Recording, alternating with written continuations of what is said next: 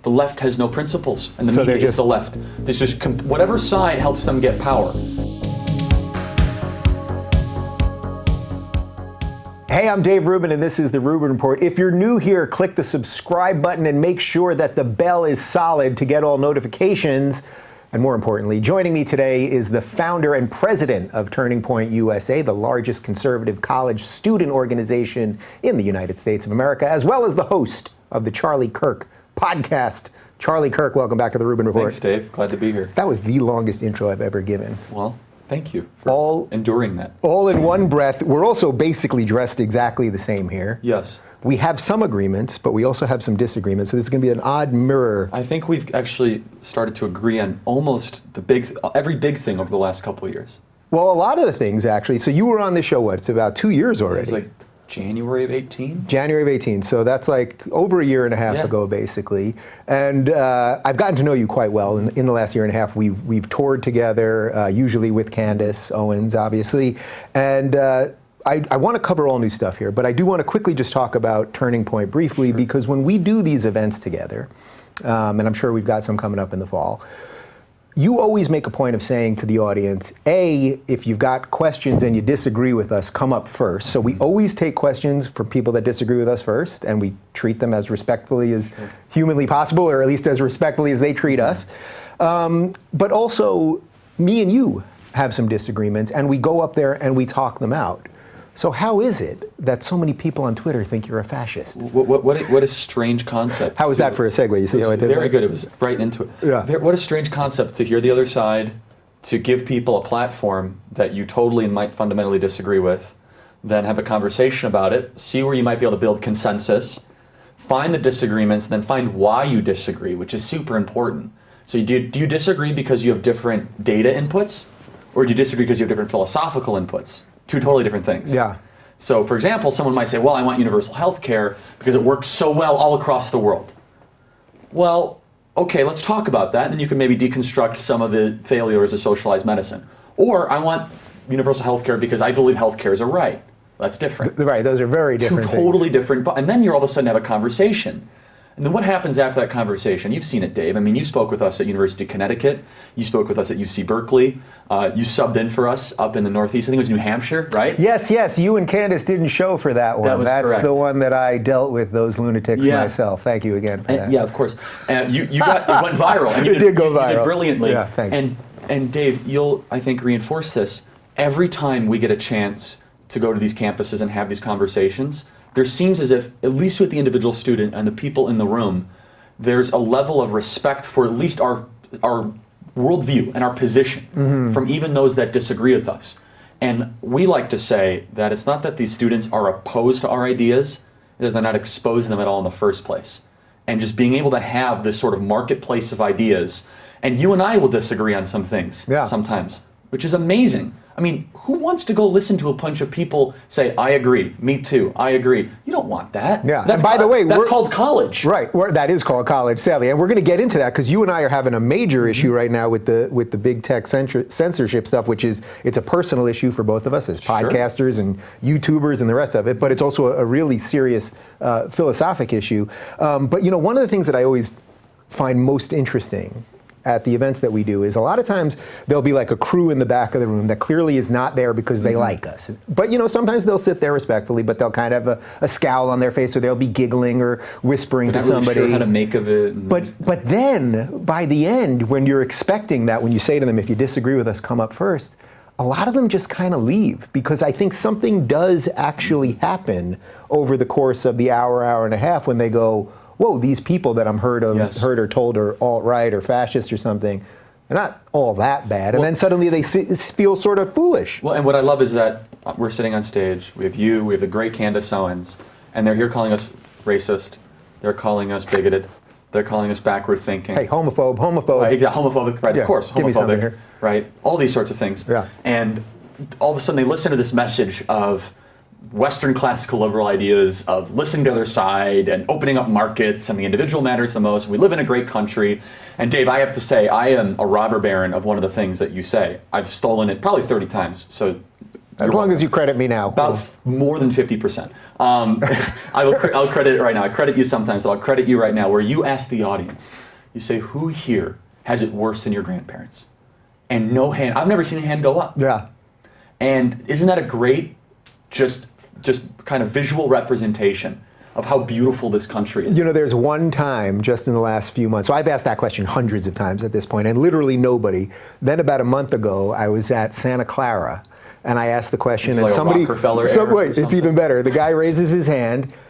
He says that he's a Chinese immigrant to the U.S., and he moved here, 5 or 10 years ago, and that he has it worse than his grandparents because the communists took all of his grandparents' stuff.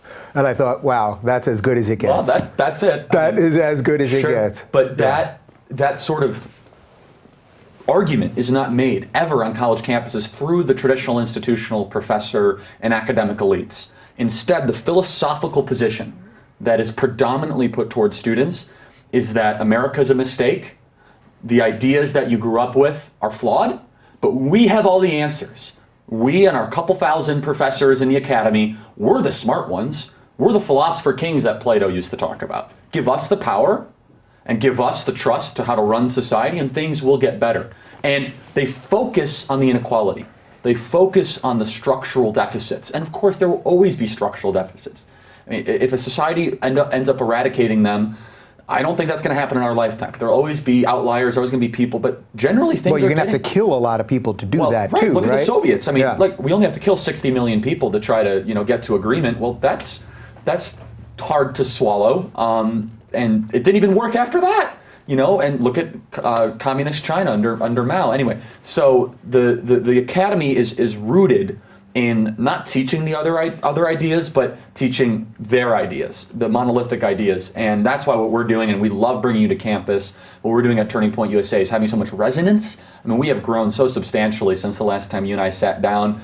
You see our conferences, thousands and thousands of students. They're growing, exponentially, and we just not going to slow down. Was it your idea to just kind of also make them more fun? Because I speak at all sorts of stuff, and there's definitely a difference between going to a Turning Point event in the way the crowd, it feels a little bit almost like you're at a pro wrestling match, and I mean that in the fun way, because even whatever they're chanting, and sometimes they're chanting MAGA or whatever it is, it's like they're not doing it out of racism, or they're doing it out of like, let's have some fun with some of this. And I don't even think all of them are pure MAGA people or anything. It's just like, let's not make politics just endlessly painful and boring. If I have to hear one more lecture from someone like, Nixon shouldn't have been impeached, okay, I got it, and that's fine. You can listen to those scholars, but the traditional conservative conference is just, here's a bunch of white papers, here's how correct we are, let's look at these charts, and then you say, okay, I agree. But what's happening is that we're also in a culture war, and you go to these Turning Point USA events, it's the music, it's the bright lights, it's the t-shirt cannons,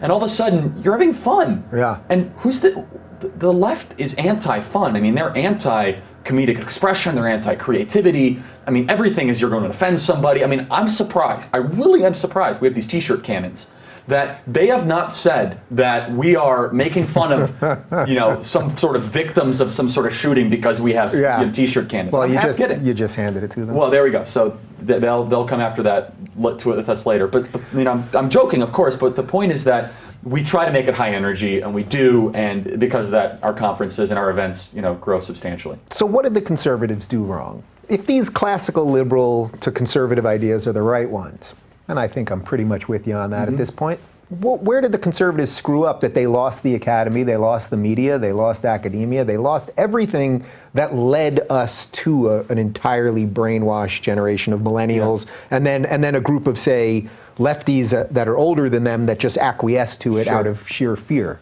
So we did two things majorly wrong. One on policy philosophy, which I think you'll find interesting, and then one just kind of structurally on like an infrastructure side of what we've done wrong. First of which, I think that we lost a lot of young people and a lot of people that consider themselves liberals to this day, just over multi-decades and multi-generations of identifying themselves as that, based on doing what we now accuse the left of doing, which is, for many years, Republicans in the 70s and 80s, and I'm an evangelical Christian, I'm a Bible-believing evangelical Christian, and so I have, I think, some standing to say this. The right in America was telling people how to live their life. Not everyone, but boy did it sure sound like that. Was that this is the correct way, this is the only way, and then you're mixing, it's really close to mixing deeply held religious beliefs and government policy. Do you think they meant it in that that's truly what they wanted, say the evangelicals or the religious right, or that it was purely a political ploy? Because a lot of people look back to George W. Bush's re-election when they made gay marriage like this wedge issue, which I don't think George W. Bush specifically cared about gay marriage, but in that way it was a political tool, not necessarily an ideological tool. It's tough to say. I mean, I will speak to the fact that I think conservatives today on the right, and you'll agree with this, we have the moral high ground because the ethos of the modern new conservative movement is don't tell me how to live my life, I won't tell you how to live your life, don't take my stuff, I'm not going to take your stuff. That's really the ethos of why we have the moral high ground. That's that libertarian side I keep telling you guys about. Just keep sticking with that and you're good. I agree, and there's some things that I think we'll get there, become more populist on, but that's okay. With that being said, so where did we go wrong? Is we became the angry librarian in the room in the 70s and 80s. Don't have fun, stop doing this. And again, as an evangelical Christian that believes these, I do believe all these ideas, that doesn't mean you have to put them forth in government policy. Meaning that you personally wouldn't want to partake in this, whether it's sex or drugs or... and that's fine. Like for example, we've talked, I think, privately about drugs. I think you should be able to put what you want in your body. I've never done drugs. I don't plan on doing drugs. But why is it my problem that you're doing that, right? So that's a personal versus policy versus kind of public policy debate. So when you talk to the more old school conservatives on that, so let's just forget all the other drugs for a second, because I think there's a secondary thing when you talk about the highly addictive ones. But let's just talk about marijuana. That's a little different of an argument. Let's talk about marijuana. Right. So on marijuana, when you talk to the more old school conservatives, I simply don't understand the position, because I get it. You guys want to have a certain moral center that you don't want to deviate against. I understand that. But that center then, I mean, this is what you're getting to, it then deviates from your states' rights stuff, your limited government stuff. And it's like, those things are in constant conflict, and and why leave it to Chuck Schumer to say that marijuana should be a states' rights issue? Like when I heard him say that, I was like, oh, yeah, like why, you morons! Why give him that political win? Yeah. And so here's my only contribution, I think, to the whole marijuana debate where I come from. People should be able to do what they want with their body, but when it starts to get into the glorification of the substance, that's where I'm going to push back. And that's where you and I can have an interesting discussion. Yeah. So will it make society a better place over the next 20, 30 years if more people are doing marijuana? Maybe, maybe not. I don't know. I mean, if you're doing it instead of pharmaceuticals, maybe. But if you have a bunch of 14-year-olds that are, consuming edibles, I don't know if that's a great thing, right? However, that doesn't mean that it should be illegal. Yeah. And that's a really important thing, and that's where principles come in, is you can disagree with something fundamentally and still think that other people should be able to do it. That takes tolerance, that takes maturity, and that's what a civil society is all about. So are you pleased then watching the way conservatives have moved? Because when people say to me, oh, Dave, you always go to these conservative things and they secretly hate gay people and blah, blah, blah. That's the most false, ridiculous thing I could possibly think. Here. It's totally well, I never see it. I mean, I always say this, like, I can't find them. Like, you can keep telling me that. I haven't found them. Yeah. I haven't. Yeah. I mean, and Dave, let's talk about this for a minute. You and I spoke at Louisiana State University in the Deep South, in the Bible Belt. And you got a standing ovation. I think I got more applause than you, for the record. I'm just saying. Totally. And then we also had Candace Owens, who got standing ovation. Yeah. I thought this place is supposed to be backwards thinking and bigoted. And I mean, I guarantee you, we could go to University of Alabama, we could go to the Lincoln Reagan Day dinner in Alabama, and you would get that same sort of response. And so I'm speaking at Liberty University in October. And Jerry Falwell's an amazing guy, and they're going to welcome you with open arms, and you'll get a standing ovation from them. Now, they have a biblical view of marriage, of which I have, but your biblical view of marriage does not have to be what your public policy prescription for marriage is. Those are two totally different things. So then just let's go back to the question then. Then where did the conservatives really get tripped up on this? So I'm glad to see it moving. I'm with you. It's moving. I get it. But where did they get screwed up? And how do you fix the remaining part of that? So it's where the evangelical right began to take these deeply held religious beliefs and see how popular they were in certain parts of the country, and then say, well, let's just make it into then our public policy platform. And that's not what the left is doing to us. They're now taking secular humanist very, very kind of, I would say, morally transient positions. Now they're putting it in their public policy positions. They're doing it, and we're accusing them of it, right? Now we're saying, wait, you can't tell me you can't tell me what bathroom, I have to use this bathroom or this, or you can't tell me how to live my life. No, wait a second. A lot of people on the right made a mistake of doing this back in the 70s and 80s. Do you get a lot of Republicans pissed at you when you acknowledge this? Because this is a pretty big mea culpa, I think, for an evangelical Christian and someone that's leading young conservatives. We shouldn't be afraid to admit mistakes. Yeah. I mean, if we think that we've done brilliantly as a country throughout the last 30 years on every issue, I mean, come on, that's a foolish position to have.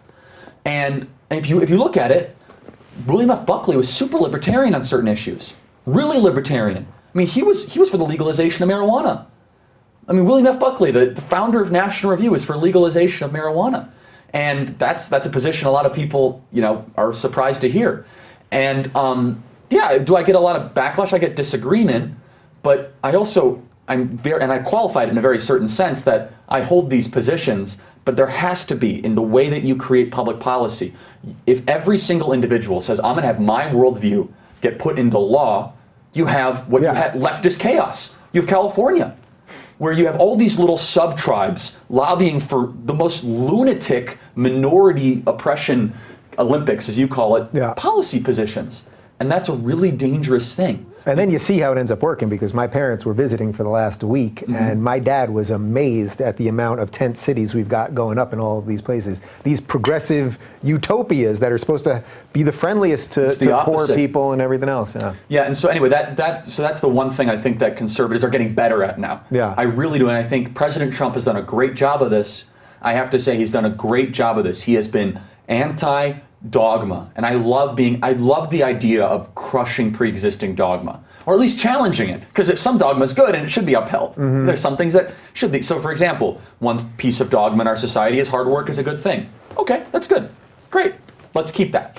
But then there's other pieces of dogma that let's just declare war in every country that looks at us funny. Really? That's what Republicans should believe? Like after the horrendous Iraq war and the endless Afghanistan war, we should still just be war happy and trigger happy at every corner? I don't think so. Isn't it strange now how the media is sort of painting conservatives as the anti-war party in a bizarre sense? So like Tulsi is like, all against war, and now they're making it sound like she's a conservative. I thought this goes back to what Dennis Prager talks about. The left has no principles, and the media is the left. There's just whatever side helps them get power.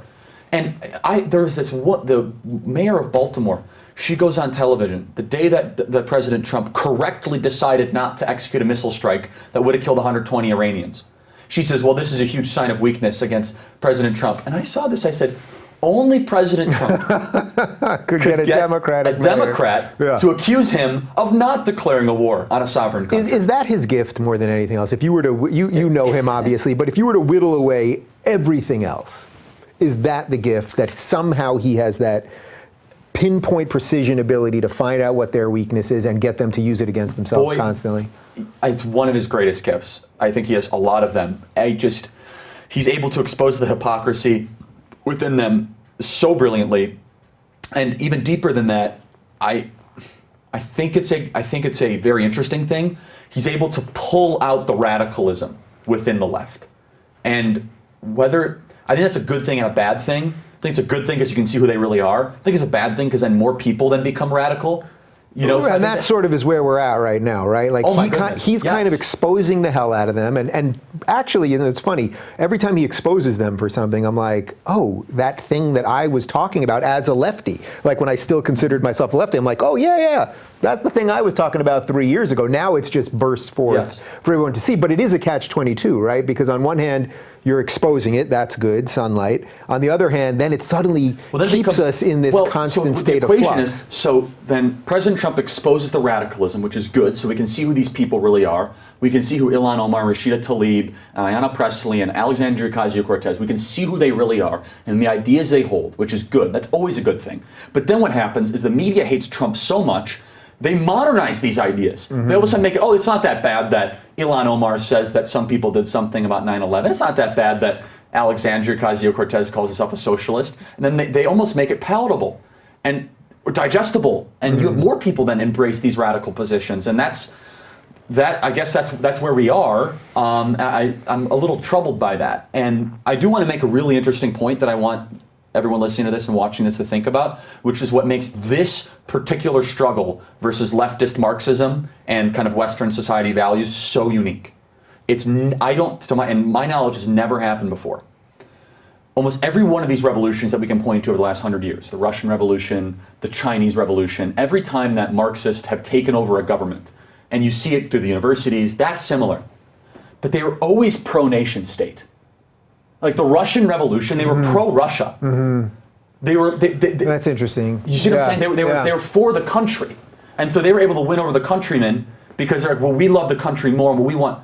This is so different. They're actually trying to assume power by being against the country. Yeah, the founding principles were evil, the founders are all evil, let's take down all the statues. It's anti-Alinskyite.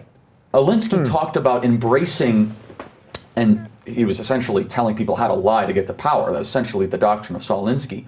But Alinsky talked about using the main symbols and the main sayings of a country to get to power and never diminish them. Betsy Ross, oh my gosh, forget about that. So Saul Alinsky would have said, Colin Kaepernick, you're a fool. You should have embraced the Betsy Ross flag and said she was a feminist and she would be upset with where America is today. That's what Saul Alinsky would have said. Right. We've never worked with this sort of insurgency.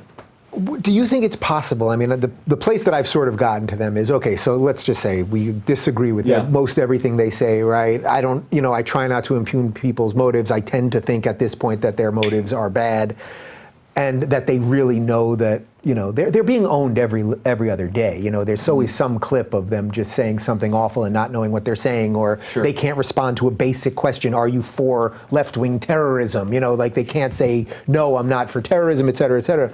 How much of it do you think is just that they genuinely, and I hate to say this because this is not how I operate about people that I disagree with politically, but that they genuinely just want to create chaos, that they're the chaos makers, and then they'll have, say, the Warrens or the Bernies clean it up at a nicer level or something like that. But they're just on the ground, just creating as much chaos as possible.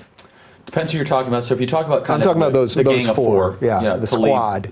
Tlaib, Presley, Cortez, and I'm forgetting one. Omar, yeah. So you have to first ask the question is, do they want what's best for America? And that's a really hard question to answer. And it depends like what you mean by wanting what's best. Right. But do you think, here's a question. Do you think they're thankful to be in America? Like, do you think they're overflowing with gratitude? I don't get that impression. I get bitterness. It seems as if they're bitter. That when they're walking the halls, that they're committed. I mean, you see it in them. Yeah, you see it. Right? That they're on a mission. That there's anger driving them.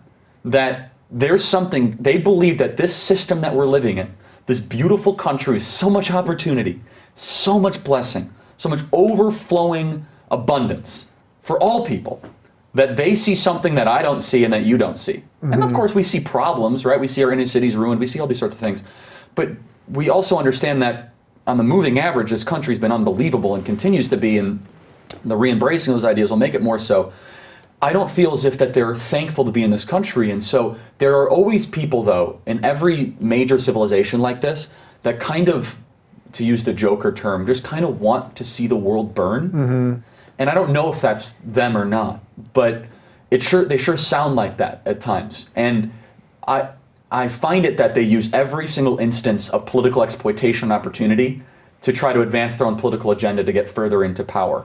And it's a very dangerous position because any sort of cross-examination of these people, they immediately accuse you of the most vile things you can possibly you're racist. do. I mean, it's always you're a racist, you're a bigot. Which is too bad because I could not care less about their gender or their color, ever. And so, look, when I criticize them, I'm not criticizing them because of their race.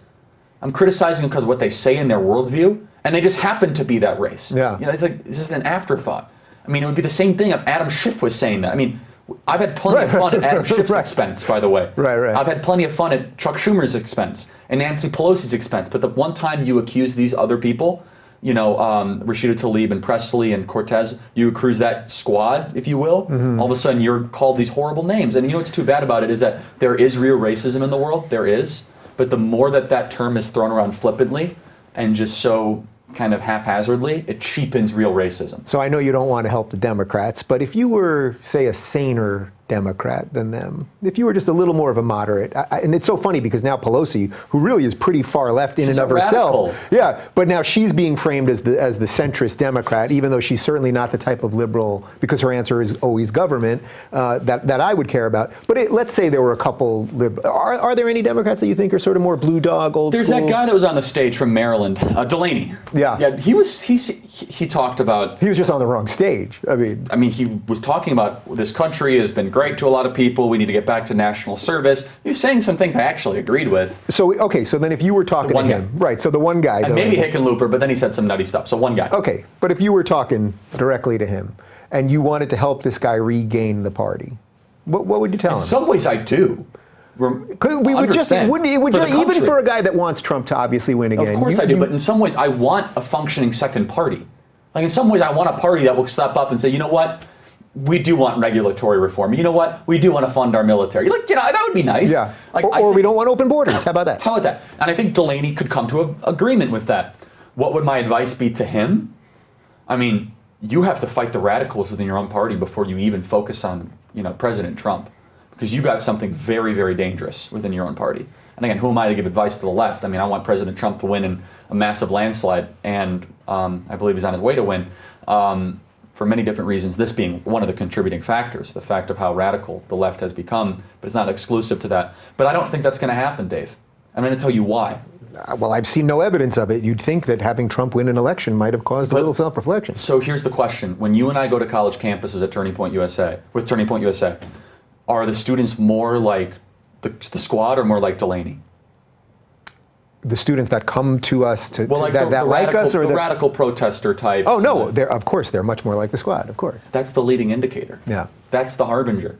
Whatever happens on college campuses will soon happen in the halls of Congress. The leading indicator of a culture is what happens on college campuses. Ilhan Omar, AOC, they got educated on these college campuses, or lack thereof, or indoctrinated. They got radicalized. Yeah. And then they get set forth and they're committed. They have their marching orders. If you look at a prototype of what the campus creates, the university, if there was a formula of what they're trying to put into the world, it is Alexandria Ocasio-Cortez. Everything about her. Constantly wrong but never in doubt. Consistently challenging our history. Totally questioning any sort of power structure at B.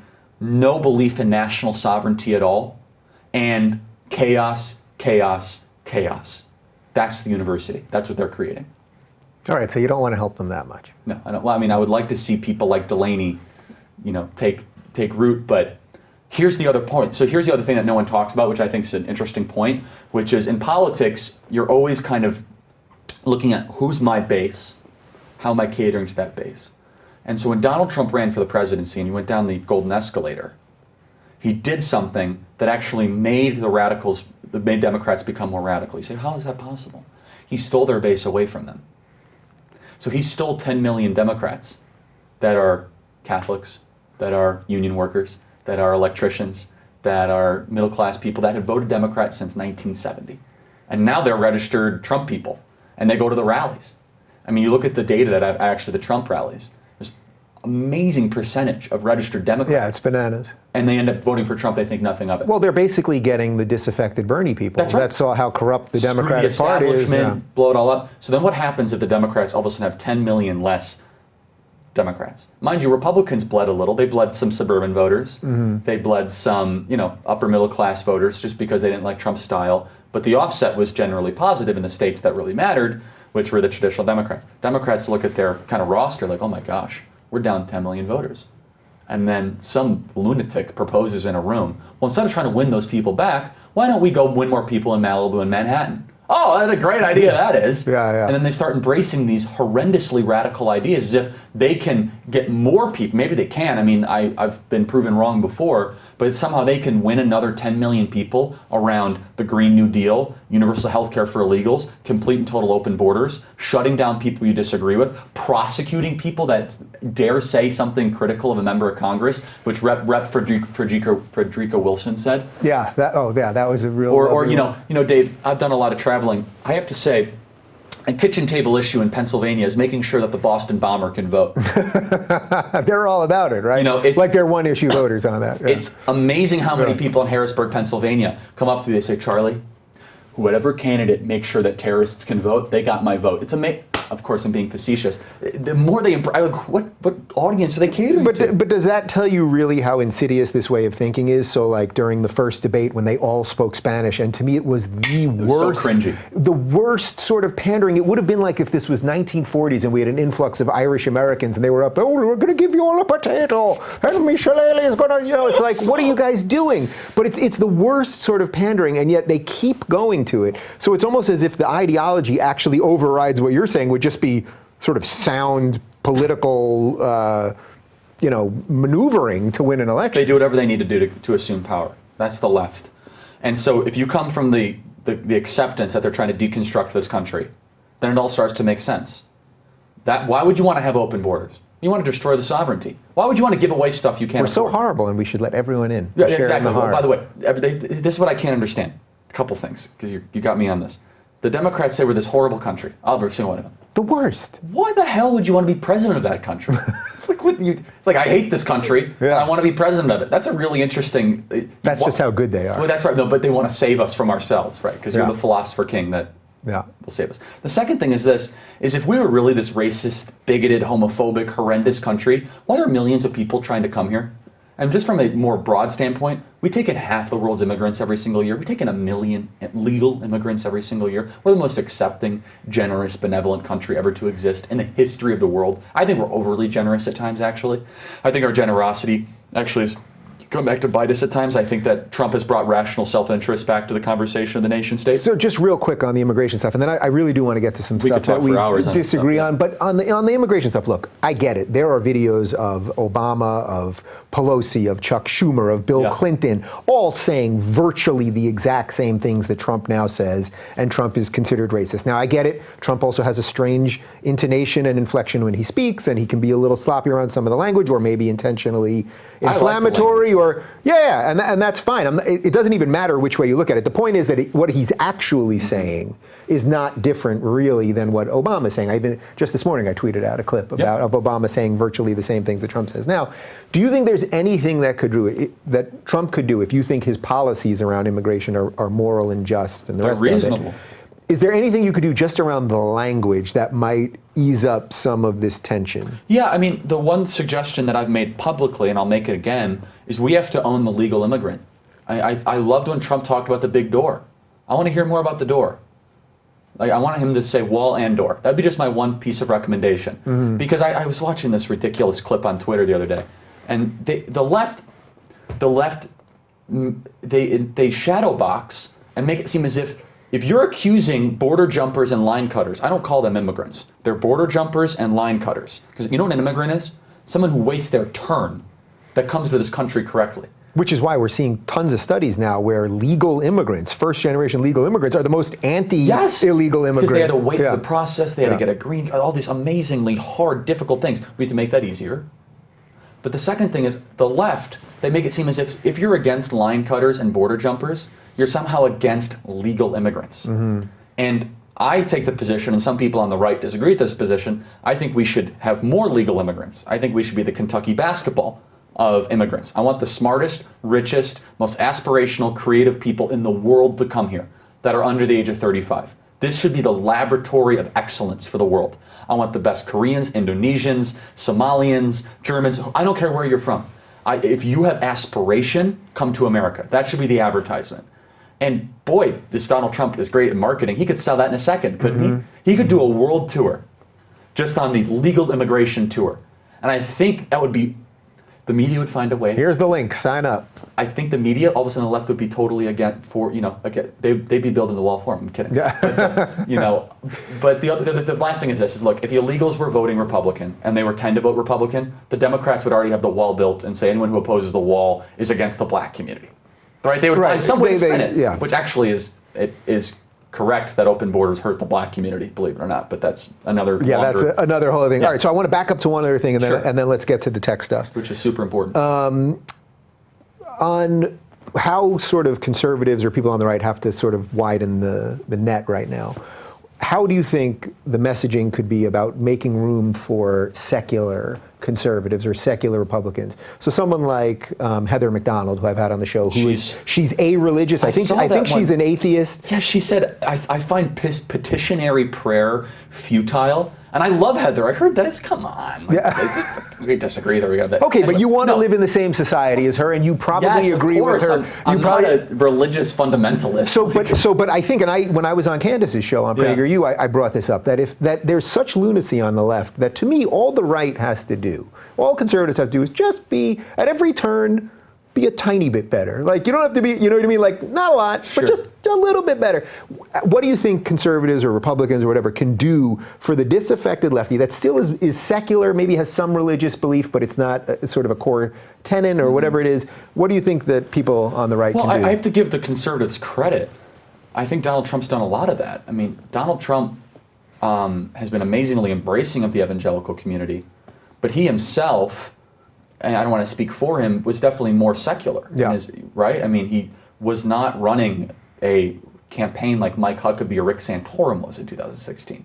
I think you would agree with that. Yeah, for sure. It was much more based on ideas and the revitalization of the nation state. And those guys actually have very little influence now over modern Republican politics. Yeah, and look, I agree. Again, I want to just make sure I reinforce this. I agree with them on basically a lot of things they're saying personally. And now, my pro-life position is I could defend that from a secular lens. If you got another 4 hours, we can have a whole thing. We might dive into it. Or you could talk to Lila Rose about that, because Lila is really great. We've done that one. I know, it's an amazing podcast. I listened to it a couple times. She was really, really good at it. But the thing that I find really interesting about this is that the Republicans are becoming the tolerant ones. We really are. And it's the Republican conservative ones that have the most intellectual diversity, that have the most, I believe that's going to have the most religious diversity. We're trending towards that. And I like to think that Turning Point USA has really been on the cutting edge of this. I think we've been on the cutting edge of it. Listen, I go to Turning Point. There are kids in yarmulkes. There are black kids. There are Muslim kids. There are trans people. We have a spokesman, Rob Smith, who's a veteran of our country, happens to be gay, black, super articulate. You know, Candace Owens was with us for a while and did an amazing job. I mean, I would like to think that we're practicing what we're preaching. I would like to think that. And also, doing events with you is so fun because it's one thing to say you're the tolerant one, and then you're the only one, but it's fun because then you and I will disagree on a couple things, but the marketplace of ideas and the collision of ideas, it also keeps you, like any muscle, if it atrophies, if you don't use it, it atrophies. The same thing goes with your policy positions in your politics. And I really believe part of the reason why the left has become so radical is they haven't had to debate. Yeah, they got fat because it was so easy to call everyone racist and sit back. Correct. Yeah. So AOC, Alexandria Ocasio-Cortez, has she ever gone on a center-right platform? That's a really good question, is it? I know of no knowledge of it. Yeah. Ever since that one woman asked her 3 tough questions about, and she said Palestine was occupying Israel or something, she has done nothing but friendly media. Yeah. I would love to sit down with her, and even though I've gone after her on Twitter, obviously, I would treat her, of course, with the same respect. I know you would, and I would too, and I would ask her direct questions, and I would hope she would ask questions out of me.